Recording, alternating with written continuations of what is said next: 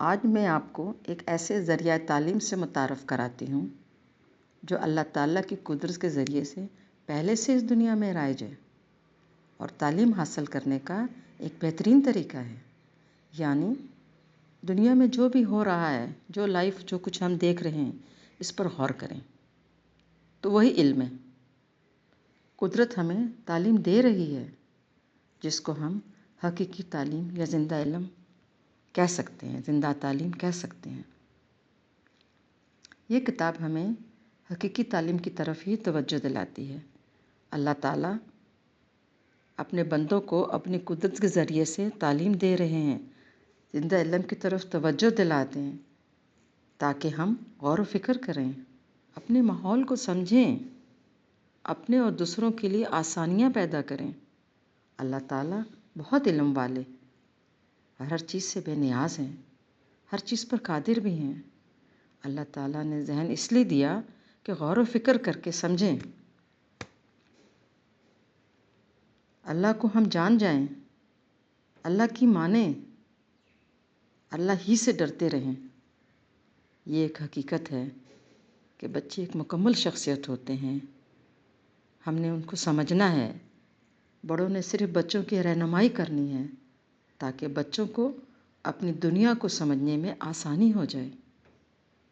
یہ طریقہ تعلیم نومولود بچے سے لے کر 5 سال تک کی عمر کے سارے بچوں کی تعلیمی ضروریات کو پورا کرنے کے لیے بہت ہی ضروری ہے، جس کا والدین ہی کو دھیان رکھنا ہوگا۔ یہ حقیقی تعلیم بہت ہی ہلکے پھلکے انداز میں دینی ہوگی۔ کہتے ہیں نا کہ والدین کی گود پہلی درسگاہ ہے، اسی سینس میں کہا جاتا ہے۔ نومولود بچے کا ذہن ایک خالی صفحہ ہوتا ہے، سادہ صفحہ ہوتا ہے، اس کی کوئی یادداشت نہیں ہوتی، کیونکہ اس کی کوئی یادداشت ہوتی نہیں، سادہ صفحہ ہوتا ہے۔ جو یادداشت اس میں ڈالیں گے آپ، وہی اس کی یادداشت بن جائے گی۔ اور تعلیم کی بنیاد تو یادداشت ہی ہے نا۔ آپ نے غور کیا؟ جو بچہ سن نہیں سکتا وہ بول بھی نہیں سکتا، اور ایک صحت مند بچہ سنتا بھی ہے، دیکھتا بھی ہے، اپنی مرضی سے غور کرتا ہے، ہر چیز کو اپنے کام میں لانے کی کوشش کرتا رہتا ہے۔ بچے کی صرف اتنی ہی مدد کرنی چاہیے جتنی اس وقت اس بچے کی مشکل پڑی ہو، اس وقت اس کے بچے کو ضرورت ہو۔ کوئی چیز پکڑنا چاہ رہا ہے تو پکڑا دیں، کوئی چیز کھینچ رہا ہے، اشارہ کر رہا ہے تو اس کو دکھا دیں، ٹھیک ہے؟ اس طرح سے اس کی جو ضرورت ہے وہ صرف وہ پوری کریں، زیادہ اس کے ذہن میں کوئی دباؤ نہیں ڈالنے کی ضرورت۔ اس طرح بچہ اپنی یادداشت میں آہستہ آہستہ اضافہ کرتا چلا جائے گا۔ جو جو لفظ سنے گا اس کی یادداشت میں اضافہ ہوتا جائے گا۔ شروع میں وہ الفاظ سنتا ہے، سننے کا عمل سب سے پہلے ہوتا ہے، عمل کرتا ہے، اس کی یادداشت میں آہستہ آہستہ اضافہ ہوتا چلا جائے گا۔ لہٰذا ہم نے احتیاط اس بات کی کرنی ہوگی کہ بچے کی یادداشت میں کوئی منفی یادداشت نہ رہ جائے، ایسی منفی یادداشت جس کا اثر بچے کی باقی زندگی اور اس کی شخصیت پہ پڑ جائے۔ یاد رہے، ہر بچے کو اللہ تعالیٰ نے ایک مکمل انسان بنایا ہے۔ کسی میں کوئی کمی بیشی بھی ہے تو اس کا الٹرنیٹ اللہ تعالیٰ نے رکھا ہے، اس کی قسمت اللہ تعالیٰ نے بنائی ہے کہ اس کی کیسی بہتر زندگی گزر سکتی ہے۔ بڑوں نے بچوں کو صرف سمجھنے کی کوشش کرنی ہے کہ وہ چاہ کیا رہا ہے، اور ان کی شخصیت کو اجاگر کرنا ہے۔ اچھا، اس کتاب میں نے کچھ الفاظ استعمال کیے ہیں جس کی وضاحت بہت ضروری ہے، یعنی اس کی ڈیفینیشن بہت ضروری ہے کہ جس سینس میں نے اس کو استعمال کیا۔ مثلاً ایک لفظ ہے علم۔ علم کس سے کہتے ہیں؟ وہ معلومات، ہر طرح کی وہ معلومات جو ہم آنکھوں سے دیکھ کر حاصل کرتے ہیں، کانوں سے سن کر حاصل کرتے ہیں، پاؤں سے محسوس کر کے حاصل کرتے ہیں، ذائقہ جو ہم زبان سے محسوس کرتے ہیں، اور جذبات، خوشی کے، دکھ کے، غم کے یا غصے کے یا سکون کے جذبات جو ہم اپنے دل میں محسوس کرتے ہیں، یہ سب بچے کے لیے علم کا خزانہ ہے، علم کا ذخیرہ ہے، جن کی بنیاد پر بچے ہم سے سوال کرتے رہتے ہیں، ہم سے ڈیمانڈ کرتے ہیں۔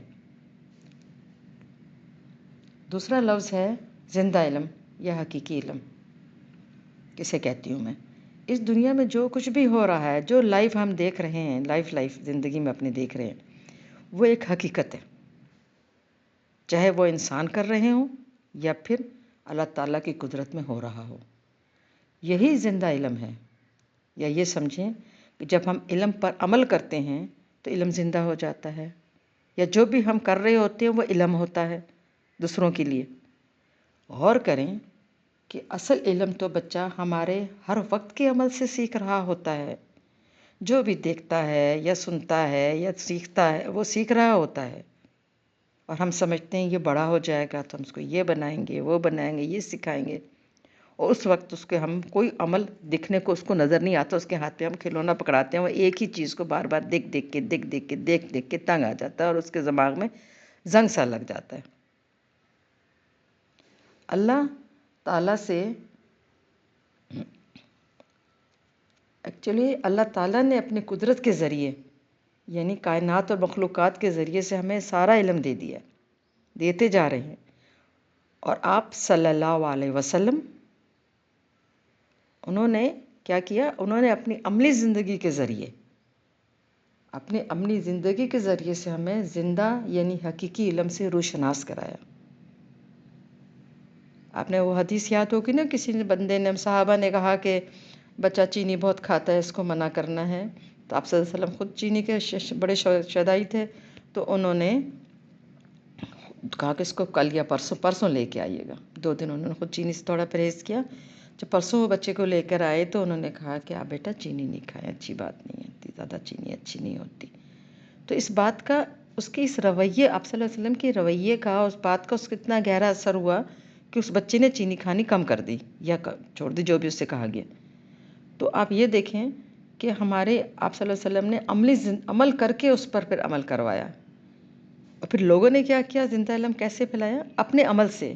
ایک آدمی کا عمل کو دوسرے نے دیکھا، دوسرے کے عمل کو تیسرے نے دیکھا، اس طرح یہ علم پھیلتا چلا گیا۔ منہ سے کسی نے کچھ نہیں بولا زیادہ، اتنا انسٹرکشن یا کتابیں، ٹھیک ہے، تو وہ علم اس طرح پھیلایا۔ تو اللہ تعالیٰ نے اور آپ صلی اللہ علیہ وسلم نے ہمیں زندہ اور علم سے روشناس کرا دیا ہے۔ یہی ایک شخص سے دوسرے شخص تک علم پھیلانے کا صحیح اور بہترین طریقہ ہے۔ لیکن ہم کتابوں اور پینسل اور دوسری چیزوں میں چل کر، میٹیریل کی چیزوں میں چل کر بچوں کے ذہن کو ہم نے کنفیوز کر کے رکھ دیا۔ پھر نمبر آف لینگویجز سکھاتے ہیں ایٹ اے ٹائم بچے کو، بالکل بیکار کر دیا اپنے بچوں کو ہم نے۔ اچھا، تعلیم کسے کہتے ہیں؟ تعلیم صرف دوسروں تک معلومات پہنچانے کا نام ہے۔ دوسروں تک معلومات پہنچا دی، تعلیم ہوگی۔ اب تعلیم اچھی دی ہے، بری دی ہے، کیسی دی ہے، وہ ایک الگ بات ہے۔ تعلیم کا مطلب انڈرسٹوڈ نہیں ہے کہ وہ اچھی تعلیم ہے، بری تعلیم بھی اسی طرح پھیل رہی ہوتی ہے عمل کے ذریعے سے۔ اچھا، اگلا ہے لفظ کتاب۔ کتاب کیا ہے؟ کتاب میں بہت سی معلومات ایک عنوان کے تحت لکھی جاتی ہیں جو زندہ نہیں ہوتی، وہ کسی کے عمل سے دیکھ کر کسی نے کچھ سیکھا ہوگا، زندہ علم سے سیکھا ہوگا، وہ اس نے کتاب میں لکھ دیں، یعنی میچور بڑے لوگوں کی وہ تعلیم ہے۔ کتاب سے تعلیم پھر دماغ میں کچھ بڑے بندوں کی یادداشت آ جاتی ہے تو وہ پھر اس سے کچھ سیکھ سکتا ہے۔ تو کتاب جسٹ ایک عنوان کے تحت لکھی کی چیز ہوتی ہے۔ بتانا یہ چاہ رہی ہوں کہ 5-7 تک کے بچے کو ہم کتاب کا علم رٹا تو سکتے ہیں، لکھوا بھی سکتے ہیں، لیکن اس کو ہم تعلیم نہیں کہہ سکتے، کسی طرح سے بھی تعلیم اس کو نہیں کہا جا سکتا، کتاب کے علم کو۔ اچھا، اگلا لفظ ہے عمل۔ ہر وقت، یا عمل کسے کہتے ہیں؟ کہنا چاہیے کہ عمل ہر وہ حرکت جو ہم شعوری یا لاشعوری طور پر اپنے حواس خمسہ کی مدد سے کرتے ہیں، یا ذہنی طور پر کوئی سوچ رہے ہوتے ہیں، وہ بھی ایک عمل ہے۔ اور اپنی ہم آگاہی ہوتی ہے کسی بات کی، ہمیں پہلے سے اپنی آگاہی کی بنیاد پر کوئی عمل کرتے ہیں تو وہ بھی ایک عمل، آگاہی جو ہے وہ بھی ایک عمل ہے۔ کسی کو کوئی آگاہی دینا بھی ایک عمل ہو جاتا ہے، اس کے دماغ میں وہ چیز چلی جاتی ہے، اور یہ سب ہمارے عمل ہی کہلاتے ہیں۔ یعنی ہر وہ حرکت جو ہم شعوری یا لاشعوری طور پر اپنے حواس خمسہ کی مدد سے کر رہے ہوتے ہیں یا ذہنی طور پر، یہ سب عمل کہلاتے ہیں ہمارے،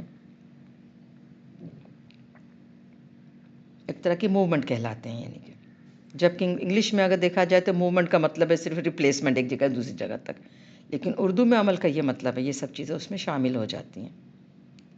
حکم کیا ہے؟ اگلا لفظ حکم ہے۔ حکم ایک ایسا علم ہے جس پر عمل کرنا ضروری ہو جاتا ہے۔ حکم جب اللہ کا ہو تو اس پر عمل کرنا فرض ہو جاتا ہے، یعنی نہ کریں تو پھر گناہ ہوگا، کیونکہ اس عمل سے نہ صرف حکم کے عمل سے نہ صرف اللہ کی تابعداری ہوتی ہے بلکہ خود انسان کی جسمانی اور روحانی صحت اچھی رہتی ہے۔ انسان کا اپنا فائدہ ہوتا ہے حکم پر عمل کرنے سے۔ اگلا لفظ ہے نفس۔ نفس کیا ہے؟ نفس کا تعلق دل سے ہوتا ہے، یا سمجھے نفس دل کو کہتے ہیں، یعنی دل کی جو روح ہے دل کو کہتے ہیں۔ نفس آزاد رہنا چاہتا ہے، نفس پابندی بالکل پسند نہیں کرتا۔ ہمارا دل بالکل پابندی کو پسند نہیں کرتا۔ دل غور ہی نہیں کرتا ہے کہ اس کے بعد جو میں کرنے لگا اس کے بعد کے کیا اثرات ہوں گے، آفٹر ایفیکٹ کیا ہوں گے، وہ نہیں اس بات کا غور کرتا دل۔ بس اس کا دل کرتا ہے انسان کا کہ نفس کو اپنی مرضی اور خواہش کی پوری کرنے کی ہمیشہ جلدی ہوتی ہے، کیونکہ اس کا دل کرتا ہے وہ کام کر رہا ہوتا ہے اور اس کو یہ خواہش پوری کرنے کی بہت جلدی مچی ہوتی ہے نفس کو۔ نفس یہ سوچنے کا موقع ہی نہیں دیتا کہ اس عمل کے بارے میں اللہ کا حکم کیا کہتا ہے، جو کہ کرنا چاہیے ہمیں، اور اس کو کہتے ہیں نفس۔ تقویٰ کیا ہے؟ اگلا لفظ ہے تقویٰ۔ اپنے نفس یعنی دل پر کنٹرول کرنے کو تقویٰ کہتے ہیں۔ کوئی کام کرنے سے پہلے اس طرح سے سوچ لینا کہ کیا یہ کام اللہ کے حکم کے مطابق کر رہا ہوں، ان کے حکم کے مطابق ہے، پھر تو ضرور کرنا ہے۔ اگر اللہ کے احکام کے خلاف ہے تو رک جانا ہے، نہیں کرنا، کیونکہ اللہ نے جن چیزوں کے لیے منع کیا ہے وہ نہیں کرنا۔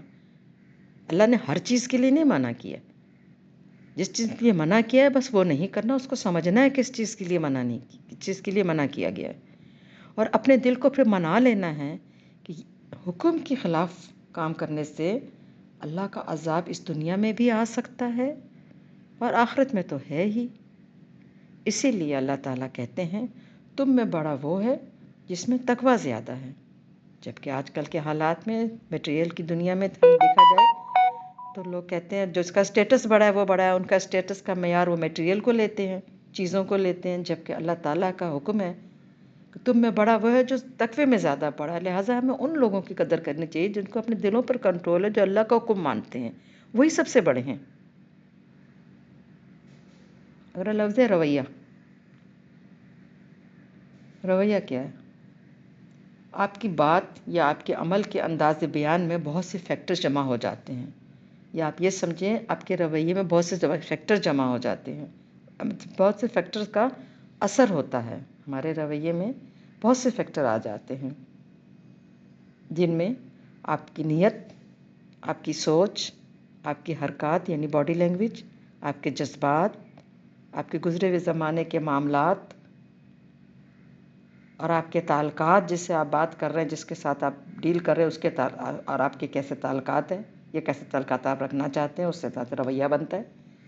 آپ کی خواہشات، آپ کے الفاظ کا چناؤ، اور آپ کے الفاظ کی اونچ نیچ یعنی آپ کے لفظوں کی پچ بھی شامل ہو جاتی ہے۔ آپ نے دیکھا ہمارے رویے میں کتنی چیزوں، کتنے فیکٹر انوالو ہوتے ہیں، لیکن اگر رویے کے ہم مختصر دیکھیں کہ ہمارا عمل جو ہوتا ہے اس میں کن چیزوں کی بنیاد، ان میں سے کون سی چیز عمل کی بنیاد بنتی ہیں، اس پر غور کرنا ہے آپ کو۔